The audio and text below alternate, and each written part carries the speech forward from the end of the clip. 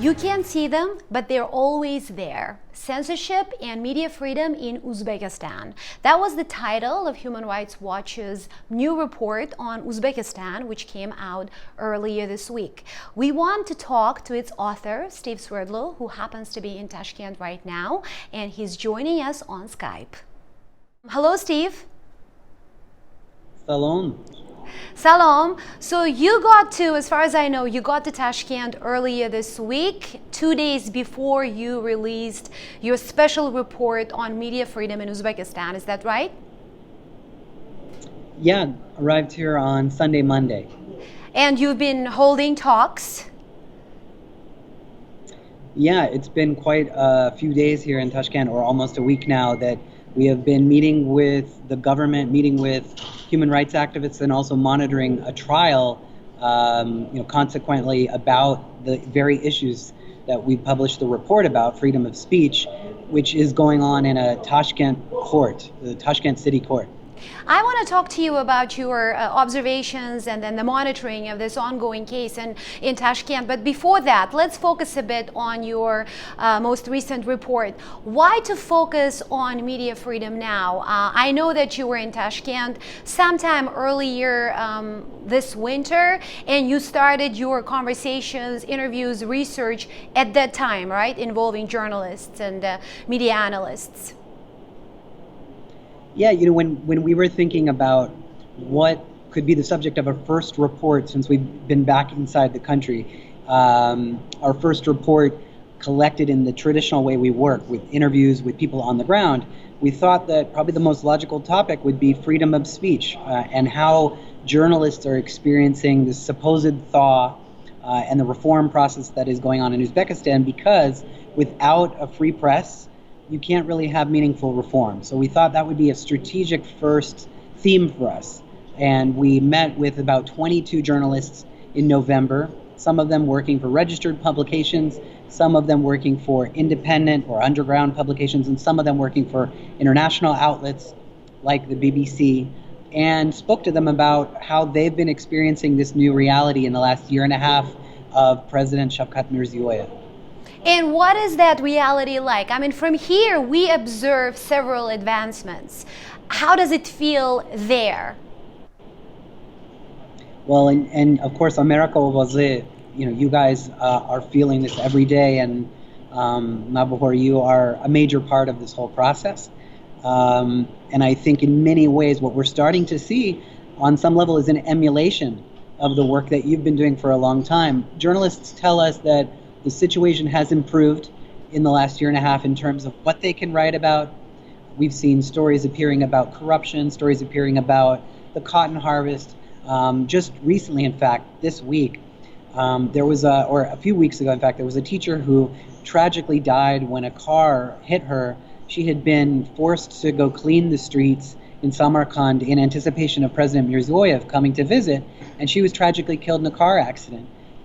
Journalists actually started focusing on this controversial story, which was getting a lot of coverage, and a journalist was actually threatened when he started writing about this.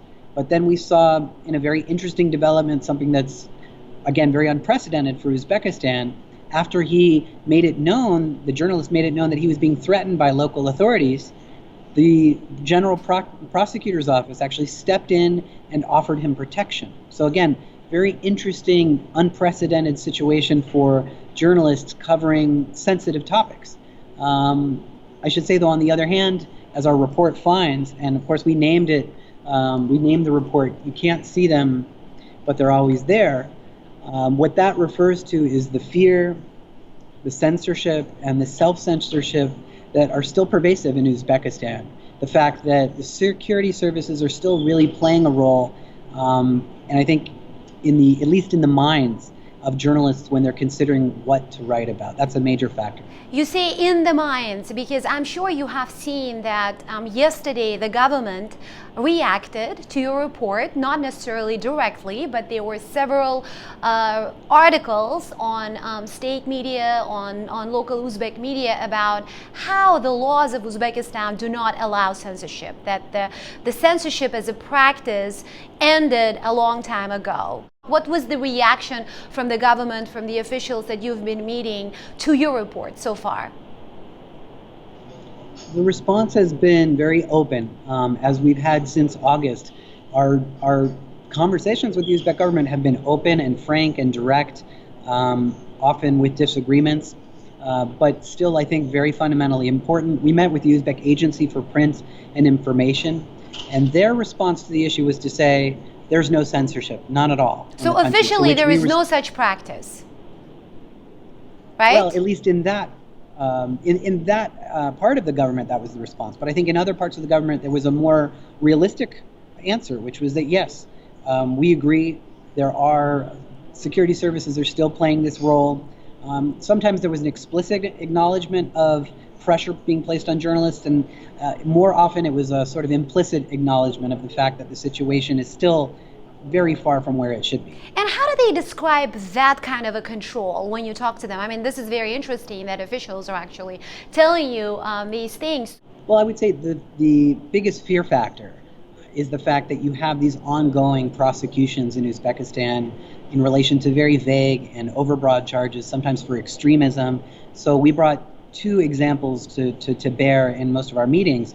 The example of Bobomurod Abdulaev, who's a reporter, along with a blogger, Hayot Nasreddinov, who have been charged with being part of a conspiracy to overthrow the government, which are really, I think, patently absurd charges. The case really, in truth, concerns more the writing of articles which have been deeply irritating and in some ways arguably defamatory to the government. So the existence of those trials where people can face real jail time of up to 20 years, I think that, of course, has a major chilling effect on the journalistic profession, and that affects the calculus of journalists who are thinking about what can I write about? Can I really write about the president's family? Can I really write about this official who's doing this?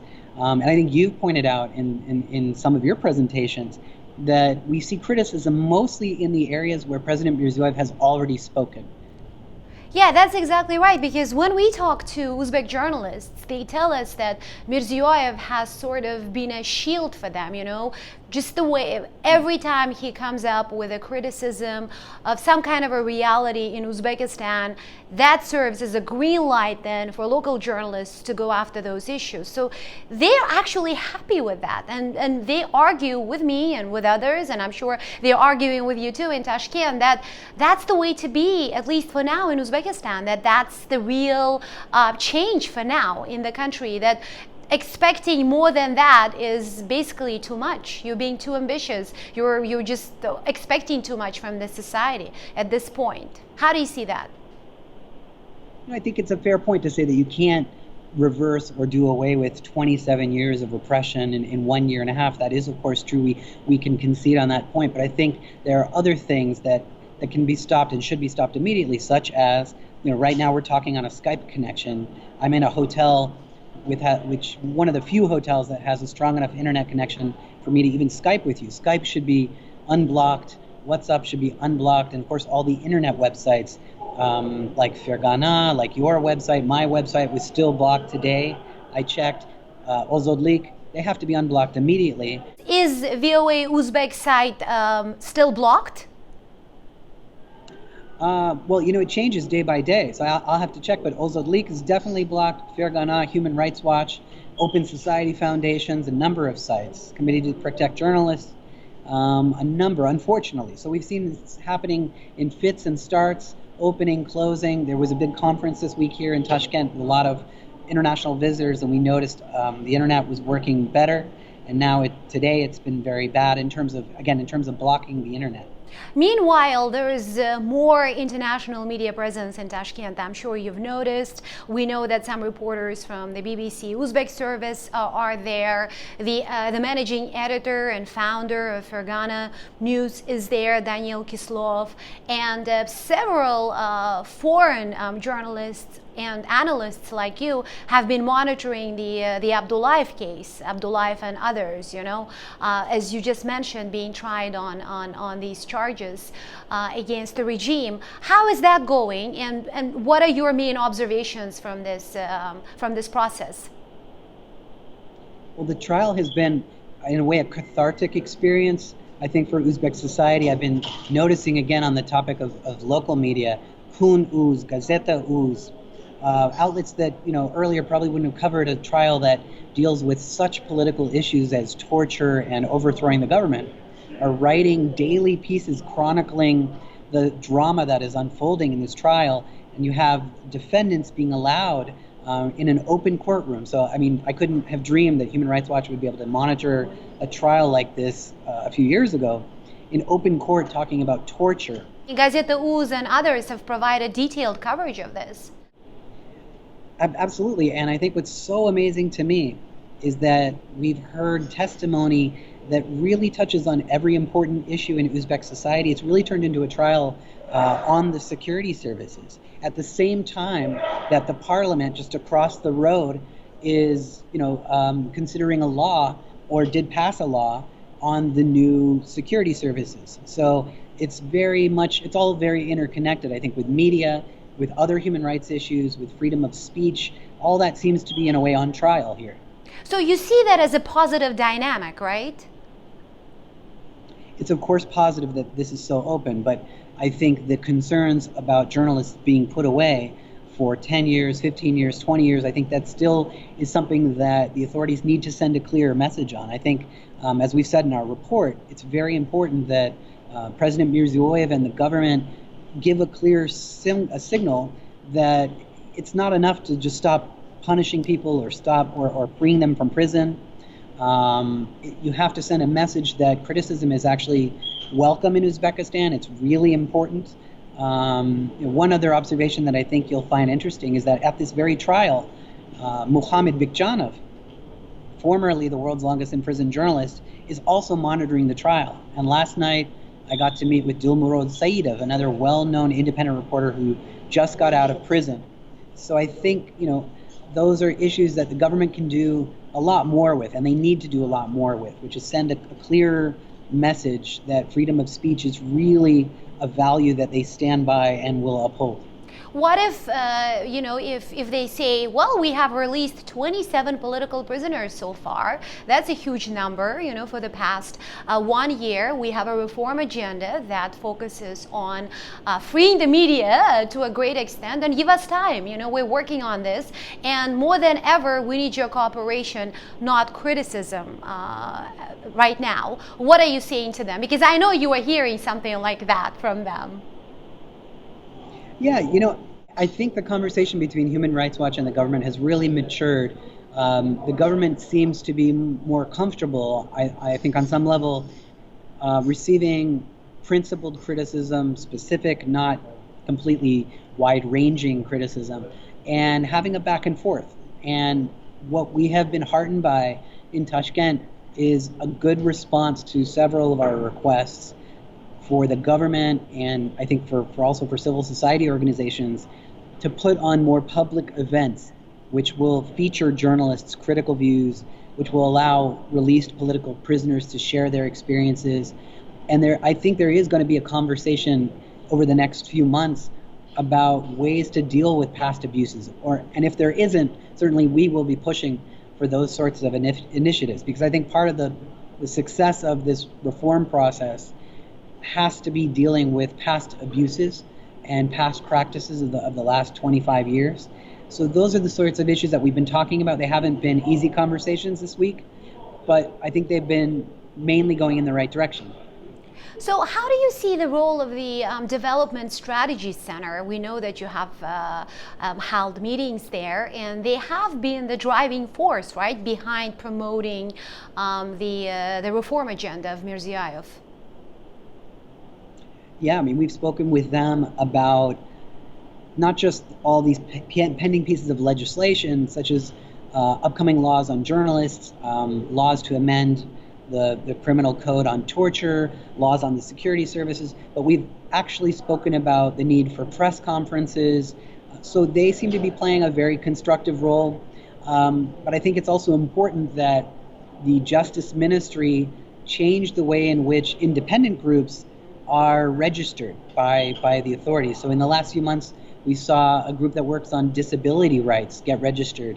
We've seen an activist in Bukhara Shuhrat Ganiyev finally, after 7 years, get registered to work in Uzbekistan. And I think we need to see a relaxation of the requirements for groups to register. And that also, of course, applies to journalists. The BBC correspondent should be accredited. That's something we wrote about in this report. It's taken far too long. It's been 10 months since Foreign Minister Kamilev's statement that the BBC would be allowed to operate in Uzbekistan, and I think it's high time that they start having that opportunity along with other news services such as yours. Have they told you why? Why has it taken almost a year and BBC hasn't gotten any clear response yet?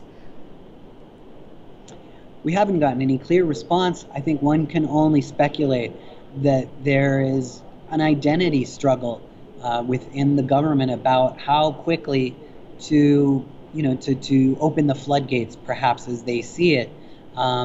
This would be perhaps, a free media poses a lot of challenges to the government that they're going to have to deal with, and a lot of sensitive, uncomfortable conversations are going to have to be had about people in power, perhaps some of the actions they've taken in the past during the Karimov period. So there's a lot of reasons I can see for the government to be nervous about this, but on the other hand, I think the voice that seems to be winning out, and I hope will ultimately win out, is the voice that says without a free media, without dealing with uncomfortable, sometimes irritating, sometimes even obnoxious criticism from different corners of society, we simply can't succeed. We won't be able to go forward.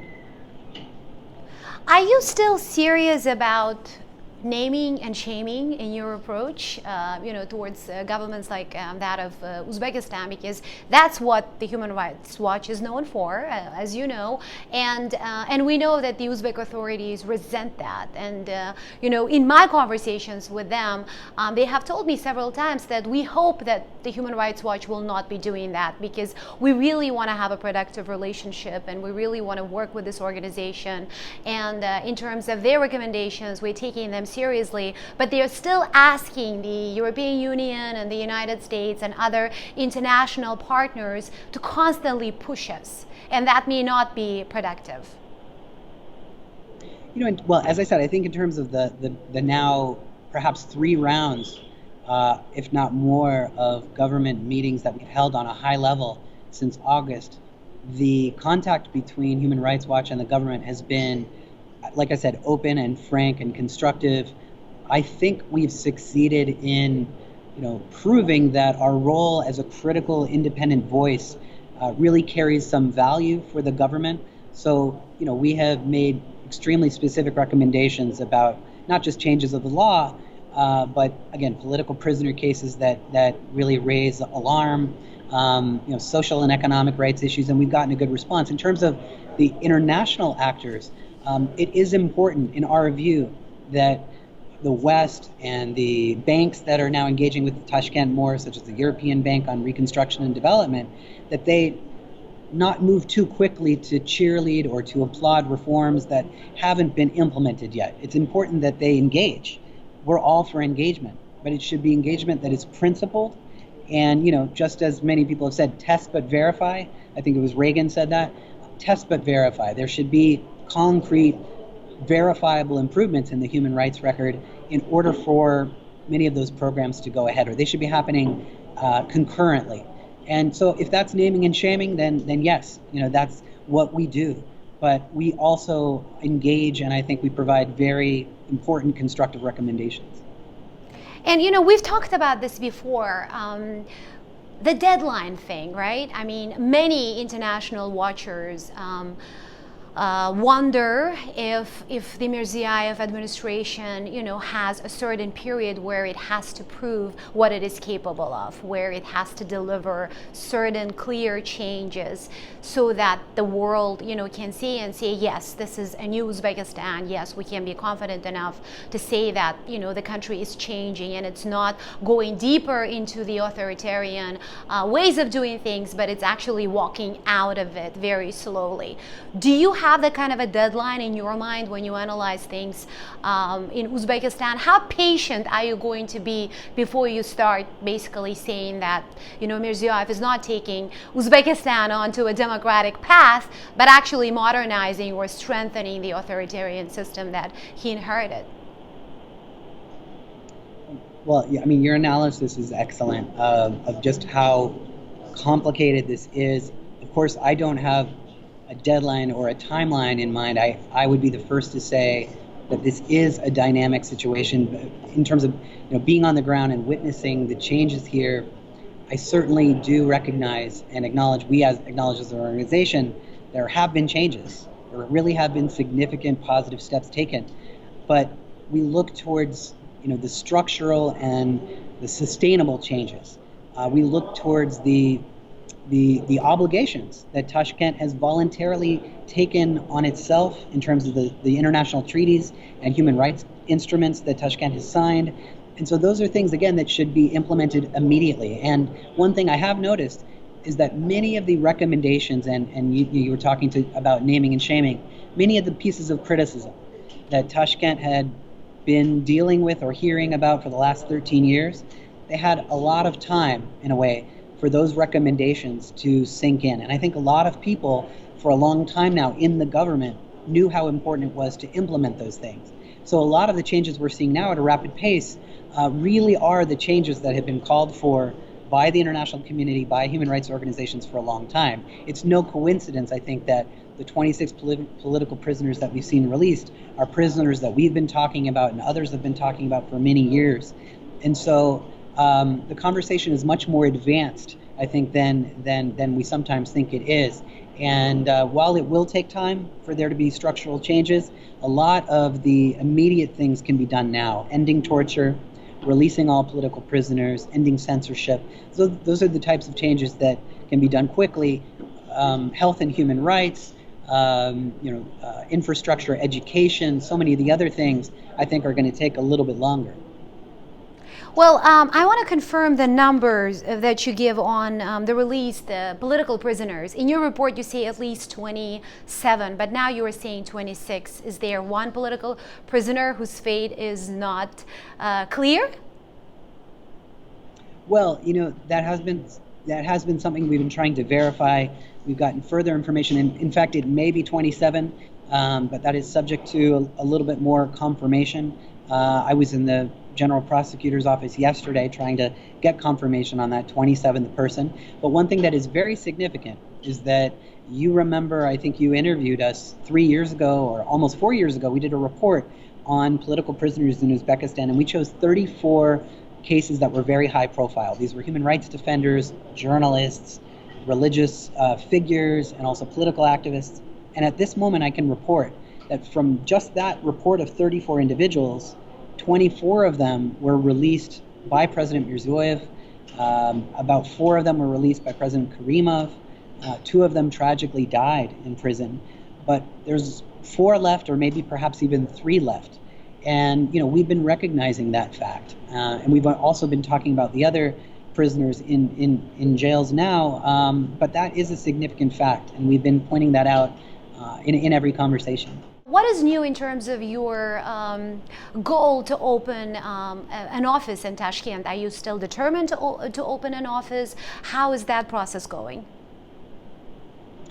We find it very important that, as I said earlier, the Ministry of Justice is the agency that deals with registering organizations. And as you know, the Justice Ministry played a very negative role after Andijan in terms of liquidating many organizations, taking away their registration and making it almost impossible for groups like ours to function in the country. And so, you know, beyond getting visas and being able to visit Uzbekistan, it is very important to Human Rights Watch that the space for the operating environment for international NGOs and local NGOs be liberalized.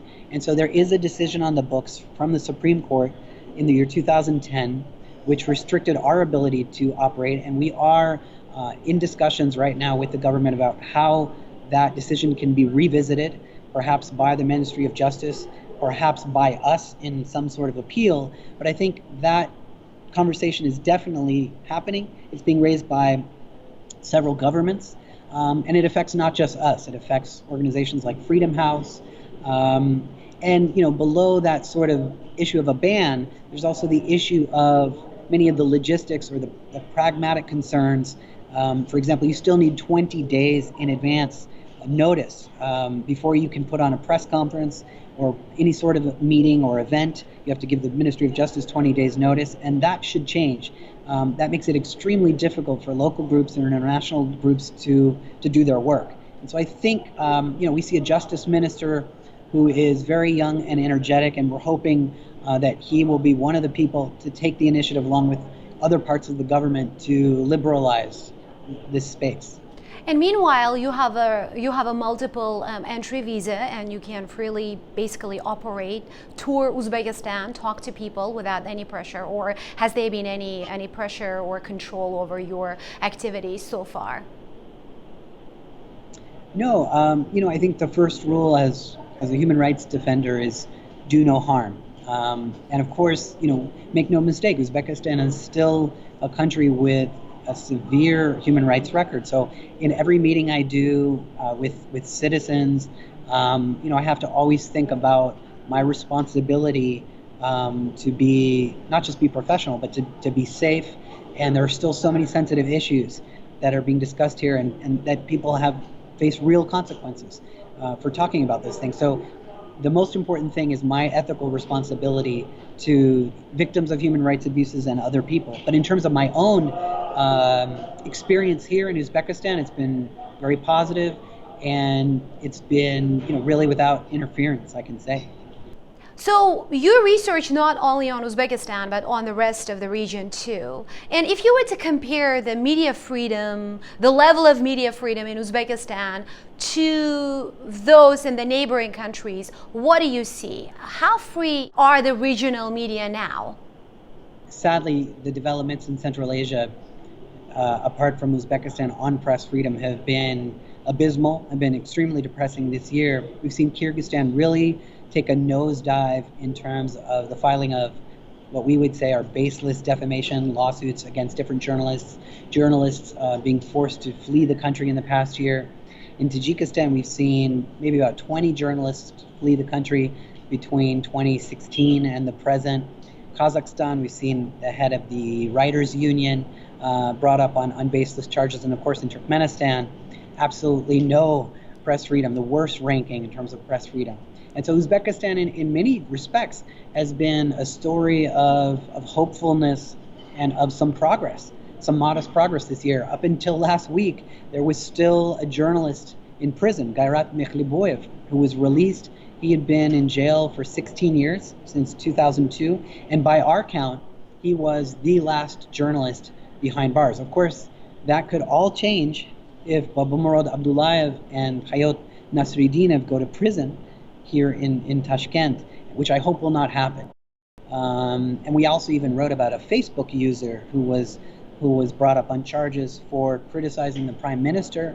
And so we've seen a number of cases that we're trying to bring together for the government's attention to get the message across that freedom of speech and freedom of expression often include a lot of irritating and difficult subjects for authorities, but they have to deal with that. That's part of their international obligations under international law. Are you getting any interview requests from Uzbek media, online media specifically? How interested are they to discuss your report with you?